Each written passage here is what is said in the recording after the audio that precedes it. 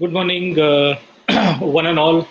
Darshan, Don, Mark is on his way in flight between New Zealand and Pune. He should be with us any moment. And Gaurav, thank you very much for setting all of us in. All the participants, very warm welcome. It's nice and pleasant Saturday morning. It's not that warm outside. I think it's the right time to be home and enjoying this particular webinar. I have my NHRDN colleagues also. I could see Aman Rajabali, thank you, Sheetal and Suchita also on this webinar. So I'll just take exactly 1 minute and then I'll hand it over to Darshan. So, this webinar is the true testimony of collaboration and networking, right? Darshan joined us during L&D Summit a couple of months back. Since then, multiple conversations happened, good ideas came together, and then one of this good idea, which is going to be presented in front of you, including a very engaging platform through which we will learn from Don and Mark in due course.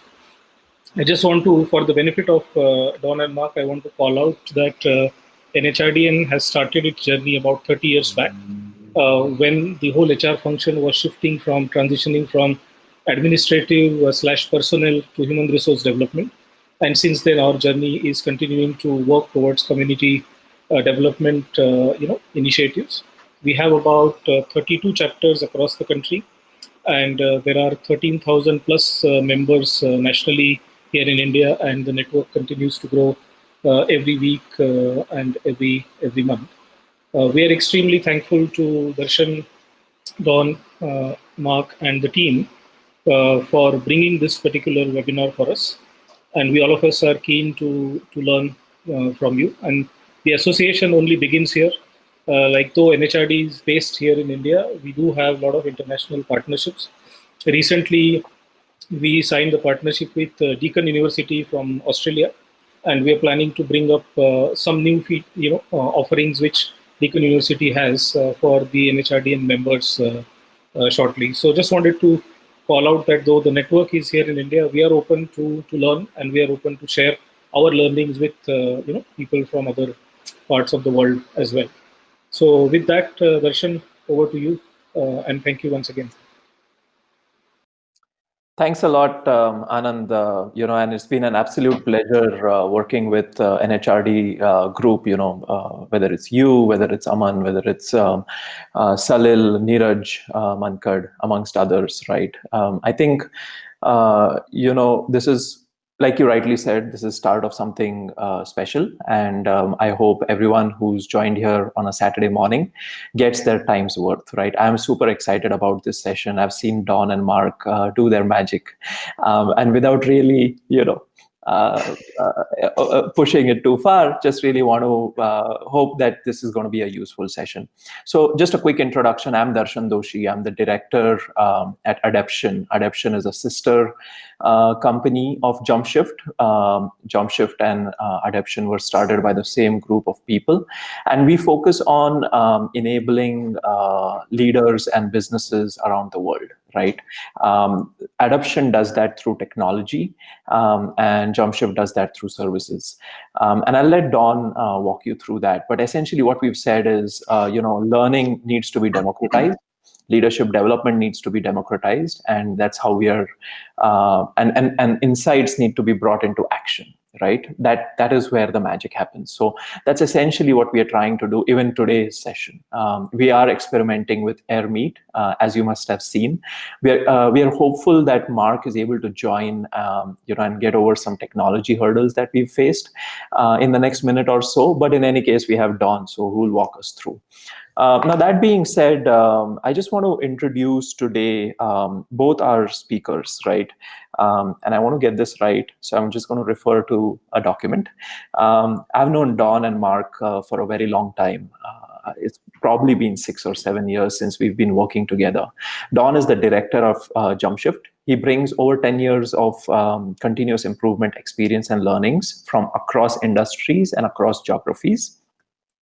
He's won Global Excellence and CEO awards within industries he's worked. His greatest reward is his family, including his son, with whom he shares his passion of fishing, sport, and living the Kiwi dream. That's quite amazing. He also has qualifications in Lean, Six Sigma, TOC, and a passion is in building capacity of the people he works with. And I've experienced this firsthand. I've benefited a lot. I've learned a lot from him. On the other hand, Mark Watkins, he's just a phenomenal, great guy who you want to hang out with. He's the VP of Sales and Delivery for JumpShift. He has various certifications. He's a professionally certified executive coach, coaching supervisor, trainer, facilitator. He's worked across industries in New Zealand, in parts of Europe, including the likes of Fonterra, Southern Cross, Spark, Spicers, Coca-Cola, Cisco, IBM, amongst many others. Prior to immigrating to New Zealand with his family with 4 children, Mark also ran his own consulting firm in the UK for 6 years. He spends a lot of time with his family on the Kariotahi beach. All right, so that's a quick introduction. Over to you, Don. Fantastic. So good morning, everybody, and namaste. And in New Zealand, we actually say kia ora. So that's the local Maori language for good morning. So just thumbs up, Darshan, if you can see my screen and it's gone into presentation mode. Awesome. So look, it's just a pleasure to be partnering with NHRDN today, just to share some stuff that's going on in the world, and also try and help you think about what's really happening for you in your environment right now. So today's session is going to be really a bit of an interactive session. So I'm going to challenge you to reflect and actually take a moment out of the busy, complex, chaotic world that we're now in and just slow down, because sometimes to go faster, you need to pause and slow down a bit. This is your chance. The next 90 odd minutes is a chance just to really get a sense about what's happening for you in this current COVID-19 environment. We're going to make you think, reflect, and actually start to get some ideas about what you could do for yourself, for the people that you influence or lead, and the difference you can make for not only your work colleagues and the businesses that you might support or run, but also your family. So some of the stuff that we're going to talk about today is relevant in our personal lives as much as it is in our professional careers. So get ready. So I just thank you very much for the warm introductions. I did promise myself that I wouldn't mention anything about cricket, but you might see the New Zealand flag behind me here. It's a pleasure, and the most interesting country that we ever play cricket against is India. We're both passionate about it. And we have a bit of banter with our India team all the time. So welcome. It's great to be connecting and trying to help you today. So JumpShift, as Darshan said, we're an organization that has 29 people around the world that are focusing on making a difference for 1 million leaders. We really want to help 1 million leaders just think differently in their professional careers, their personal lives, or the communities that they live or serve among. If we can help 1 million leaders think differently and be better in some way, will actually influence 1 billion people, because the ripple effect happens when we go out and continue to influence others from our own growth. That's our mission, and everyone of 29 people around the world are passionately involved in that. We're based in New Zealand. We have a team in India, Europe, and in the United States. And I'm Don McVeigh, and I'm a director of JumpShift. As Darshan said, we also have our technology product side of the business, which is called Adeption. And if you're interested in that, we'll be able to connect in and show you a little bit about that later. So just a few housekeeping rules as we go through the session. Hopefully Mark will come in. Actually, to be honest, he's probably sitting on the beach somewhere. It's it's just 5:30 at night here, so that's probably what's going on. He says there's an internet connection, but I don't know. So we'll just see if Mark can get in, but we'll be all right for the session. There will be some breakout groups. So you're going to have an experience today. We're going to go and get a chance to learn from each other. We'll let you know when that's going to happen. If the call drops off, just come back on your original link. So the very first thing I want to share is JumpShift was formed in 2009, and we've got a lot of experienced researchers, partners, and a lot of us have got a deep background in business improvement and leading organizations. And out of a lot of the theories and principles and methodologies that exist around Lean, Six Sigma, theory of constraints, design thinking, agile, all those buzz methodologies, there's three underlying principles. These three principles have enabled us to create a framework called DIY. This stands for Diagnose, Inspire, and Your Action. What this does, this simple framework, is it makes us pause and not jump to solutions and make errors and actually not solve problems. So the very first part is diagnose. So we need to just slow down, really understand what a goal or an outcome is for us. So it might seem a big problem we're trying to solve or an opportunity we're trying to realize, and it feels quite big. Just pausing and getting clear about, hey, what's the intended outcome? What is the true goal we're after here? We narrow it down and we get clearer about our focus. That's the first lens of diagnose. The second lens is we need to really reflect and understand what is it that we're already doing that's working towards that goal. Because there's things you are doing, you're just not pausing enough and reflecting to understand what is actually working for you. And the third lens in the diagnose is where we just really understand some of those challenges, you know, the things that go wrong, the things that are frustrating us and hindering us. So we have three lenses to diagnose: our goal, what's working for us, and then what are our current challenges. So that's the diagnose. Having really understood and narrowed down what's actually happening for you, you can then get some inspiration or ideas. Now, this is going to come from yourself. Just from cognitive thought, you're going to start to think of some immediate little tweaks or actions you can take.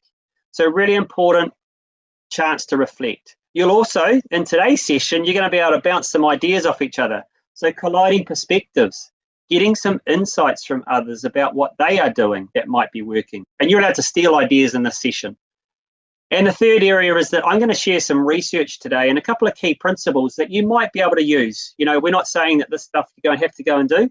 We're just going to get you thinking differently, and it's up to you if you take anything from that. Most importantly, it means nothing unless you take an action. We grow and develop if we get out there and try something new. It's okay if it doesn't work the first time, as long as we reflect and make a tweak so that it does work, or try a new idea.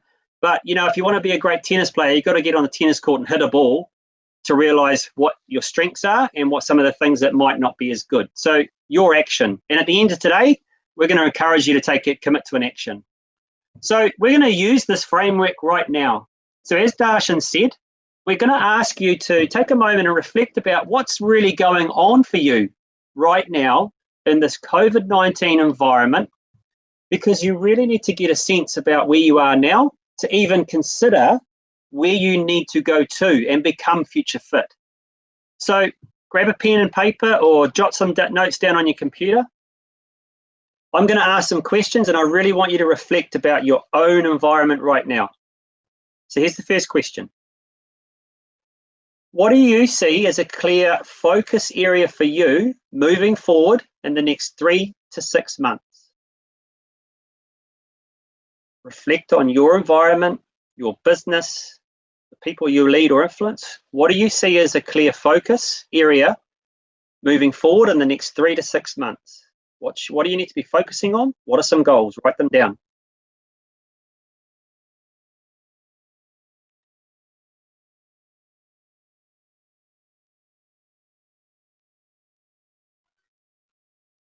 What are those things that are important for you to be focusing on in the next 3 to 6 months?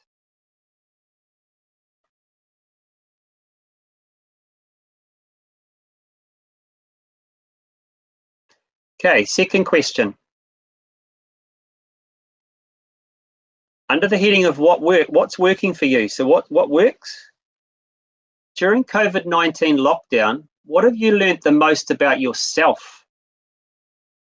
And what has supported you in being able to manage through that fast-moving change? Reflect on yourself and your environment. What's worked for you in being able to manage through this fast-moving change? And what have you learned the most about yourself?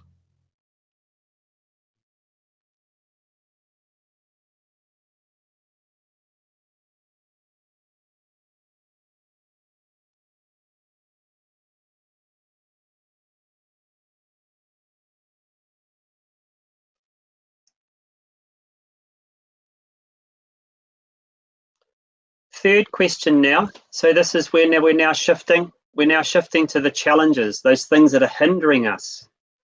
So think about your environment. Remember, this is relevant at home or at work. What are the top 2 challenges that you are still facing today? What do you believe are the biggest barriers or roadblocks that are hindering you right now? Write them down.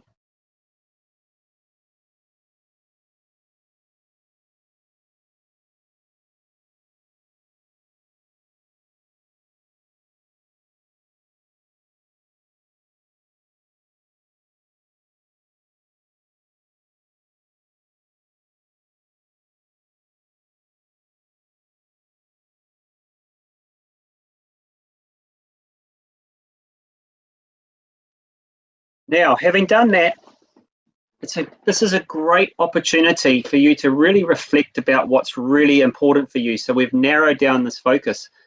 This is a key aspect of the adult developmental theory, where we grow and develop as an adult in terms of growth. It's reflection. It's critical.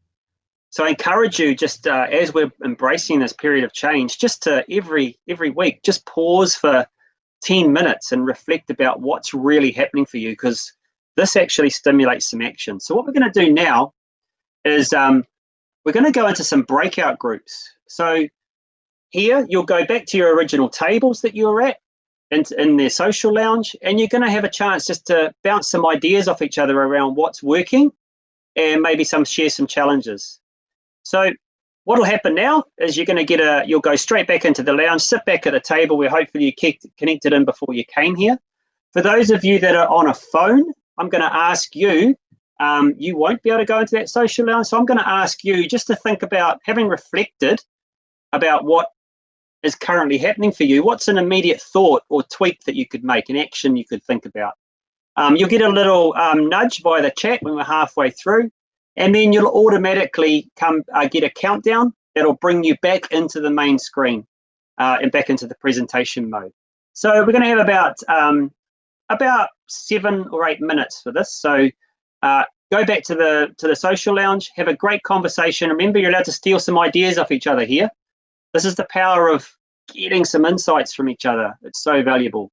So that's going to happen. We'll automatically go back in 3, 2, 1. Enjoy your conversations. Stop doing some. Think about some things that are going to change and help them start to come through the grief cycle. Don't ignore them, but come through the grief cycle and start to acknowledge them a bit more, because that helps them accept and come up and get growth mindset. The second lens is help them actually realize some things that are not going to change. So this is that sense of habit, normality and routine. It's what we live and thrive on. So what happens is, in fast moving change, it feels like a massive divide. It feels like a big step from where we are now and this thing that we're moving to, and especially at the speed this is happening. So it feels massive. What this does, if we're able to identify some things that will remain for us, some activities, some projects, what we still can do as families, if we're able to identify those things and acknowledge them, it actually starts to diminish that gap. We call it creating a bridge in time of change. It feels a little bit easier for people. Okay? It gives them a sense of safety. Oh, not everything's going to be different. There are some things that we will still have and do. So this is normalcy bias. It will impact you, and it will impact your family, and it will impact the people that you lead or influence in your organizations. So what does this mean for you? What's your insight relating to normalcy bias? Write it down.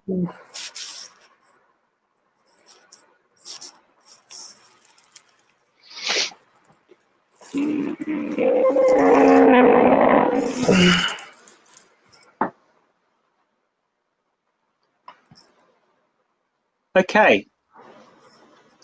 So I'm just going to remember, this is all, if you think this is relevant for you, that small tweak you can make, what is it? Write it down. one of the most important things to remember before you even consider, that future fit and those horizons we talked, 3, 6, 9. This is a 10-year thing, remember? You have to focus on yourself first. You have to have self-care. Now, most of you are influencers, leaders, both in your professional careers and in your personal lives with your family. What you tend to do is the focus is always outward. You are always trying to support, lead, motivate, and inspire others. But what we do in these times is we forget about ourselves. Well, I'm encouraging you to not do that. I'm encouraging you to think about when you get on a plane. We get on a plane, we're given the safety instructions as we sit down in our seats. Please listen to the recording of our safety instructions. In the event of emergency, an oxygen mask will drop down from the storage locker above. Please put the oxygen mask on yourself first before you put it on others. Now that's a piece of safety advice that's really, really important. If you're not giving yourself oxygen, how can you help others? It's no different in a time of crisis. So here's 7 pillars to think about. Think about which one of these you're doing now or which one you're not doing. So as you felt the power of our diagnose at the beginning of the session, what do you know works for you in terms of giving you energy, stimulating you, motivating you, inspiring you? What are the things that work for you and giving you a sense of fulfillment or enabling you to be the best you? You know what some things you do that give you those? Have you stopped doing them? And what could you start to do? So how could I go and get some ideas? Dr. Google, some friends. So actually think about some things that you could do to care for yourself a bit better. The second one, mental well-being. This is where we need to take some time to pause and actually ask ourselves a question every day. How am I feeling today? Where are my thoughts at? What am I thinking? Remember, the focus is always outward, but you need to think inward. How am I feeling today? And it's okay to acknowledge it. If you reflect and acknowledge it, you can make choices from that. So I encourage you to just pause at the beginning every day and ask yourself, how am I feeling today? Third one is like physical activity. What we know in the changed environment, the remote working, the lockdown situation, the virtual working, is that in our pre-COVID, there was lots of examples where we're actually getting physical activity that we weren't even aware of. Getting to work, walking around our offices, walking to meetings, getting our lunch, having social activity at night. A lot of that stopped. But it's not until we think about what does this mean for me that we realize it. So think about how you can start to get some form of physical activity. Healthy eating. A car needs fuel for it to go. Your body's no different. How are you giving yourself the energy by refueling? If you're not doing that, what can you do about it? Now, avoid some of the temptations that are evident as we're having to work remotely. What's closer to us now are the pantries, the fridge, and those things that we might be drawn to have because they're there and we're walking past them all the time. We need to, these 3 here, number 3, 4, and 5, require discipline. Discipline. No one's going to change these for you. You have to do them yourself. Good hygiene, really important in this pandemic. We've got to be really conscious of this at all times. And then the last one is like the rational use of products or things that can support you, vitamins, mindfulness, doing some things that really, really can support you in focusing on yourself. So those 7 pillars, which one are you doing well, which you can actually share with others or make even better? Which ones are you not doing? So my guidance today is that for you to even be considering becoming future fit and going through those horizons, self-care is not a luxury, it's a necessity, because you will burn out. And your people will actually burn out with you because you lead by example. So when they see you doing things, they're going to replicate it. We know that. It's not a luxury, it's a necessity. How do you set yourself up for success to be the best you? Here's some ideas. Set regular breaks to re-energize yourself. Remember, discipline. It's not going to happen unless you lock it in. Do regular check-ins. How am I feeling? Where are my thoughts at right now? It's okay to acknowledge that, hey, I'm not having a good day today. I'm not feeling as great or as confident, or I've got some things that are impacting me. The sooner you acknowledge and understand that, you can start to come out of that. Focus on small steps that lead to the light at the end of the tunnel. What we tend to do in a time of crises is that we tend to think of some big outcomes that we need to focus on. Now, if you set some of those focus areas earlier and they're quite big, I encourage you now to break them down into smaller chunks, meaningful steps that you know will get you to that bigger piece of that bigger outcome. But by chunking it down, you get a sense about what's relevant, clear focus in a shorter period of time, means you're able to celebrate it earlier. And it gives people focus and motivation in a time of change around us. What motivates you and gives you inspiration? This can be like having conversations with people, actually looking for the great work that your people are doing and sitting back going, wow, look at my people growing. Remember that post-traumatic growth? If you start looking for this, you'll see it all around you. These things can motivate and stimulate us as leaders. But here's some of the core things, right? Your well-being, your sleep, exercise, your mindset.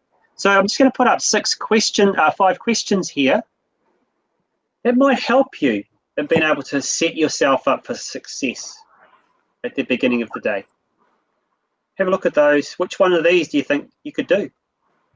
Which could you share with your family or the people that you lead?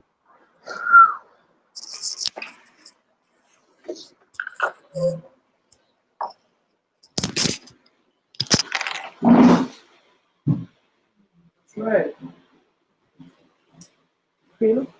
Now, none of the things that I've said in here in this slide are difficult. It's discipline and commitment to them. Because you can't lead others until you are leading yourself. Remember? What's my oxygen mask? It's got to be, I've got to get my oxygen mask on first before I can provide support to others.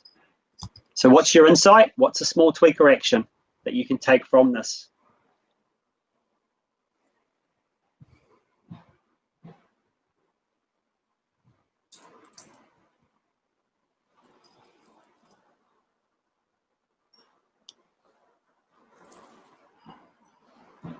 So that's an area, that's the inspiration that I wanted to share today. Once again, hopefully you've taken something that's really important and relevant to you. What I'd like you to do now is I want you to just look at your notes. I've encouraged you to think about stuff that might be relevant for you or gaps. I now want you to write down at least one specific action. In every workshop I run, people, are we allowed more than one? Yes, you are. You're allowed more than one action, but at least one action that you're going to commit to doing coming out of this session that's going to help you start to understand and move out from where you are today, getting direction towards that future fit. So what's the action you're going to commit to? And then what's a key insight that you've had from this session? An aha moment, something that you've actually thought, wow, I'm doing that, or I'm not doing that. What's an insight? So just make sure highlighting an action and an insight. Write them down.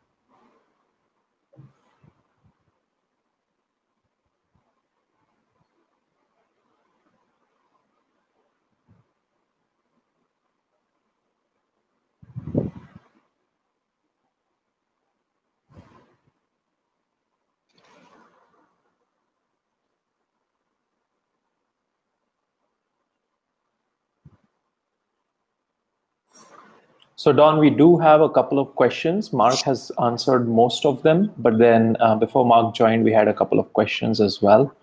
Sure. Should we just guide me when you'd want me to? I've made a note of them, and I can just. Sure. Could we? Have we got the ability to go into the breakouts going? Yeah. So should we go into the breakout now? Let's try. Yeah. Gaurav, So what we're going to do now is we're going to give you a chance now to go back to the tables that you're at and have a chat. So have a chat around some of the insights that you got out of this session. What's the action you're going to do? Or what's happening for you right now? So this is a chance to actually learn from each other.